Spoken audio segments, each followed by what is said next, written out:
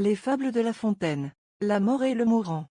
La mort ne surprend point le sage. Il est toujours prêt à partir, s'étant su lui-même avertir du temps où l'on se doit résoudre à ce passage. Ce temps, hélas, embrasse tous les temps. Qu'on le partage en jours, en heures, en moments, il n'en est point qu'il ne comprenne. Dans le fatal tribut, tous sont de son domaine. Et le premier instant où les enfants des rois ouvrent les yeux à la lumière, est celui qui vient quelquefois fermer pour toujours leurs paupières. Défendez-vous par la grandeur.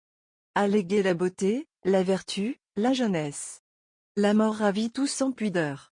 Un jour le monde entier accroîtra sa richesse. Il n'est rien de moins ignoré. Et puisqu'il faut que je le daille, rien où l'on soit moins préparé. Un mourant, qui comptait plus de 100 ans de vie, se plaignait à la mort que précipitamment. Elle le contraignait de partir tout à l'heure, sans qu'il eût fait son testament, sans l'avertir au moins. Est-il juste qu'on meure au pied levé? Dit-il. Attendez quelque peu. Ma femme ne veut pas que je parte sans elle. Il me reste à pourvoir un arrière-neveu. Souffrez qu'à mon logis j'ajoute encore une aile. Que vous êtes pressante, ô déesse cruelle. Vieillard, lui dit la mort, je ne t'ai point surpris. Tu te plains sans raison de mon impatience. Et, n'as-tu pas 100 ans? Trouve-moi dans Paris 2 mortels aussi vieux. Trouve mon 10 en France. Je devais, se dis-tu, te donner quelque avis qui te disposa à la chose. J'aurais trouvé ton testament tout fait, ton petit-fils pourvu, ton bâtiment parfait.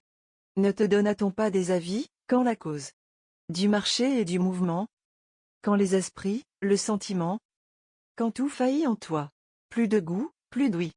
Toute chose pour toi semble être évanouie. Pour toi l'astre du jour prend des soins superflus.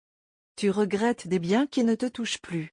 Je t'ai fait voir tes camarades, ou morts, ou mourants, ou malades.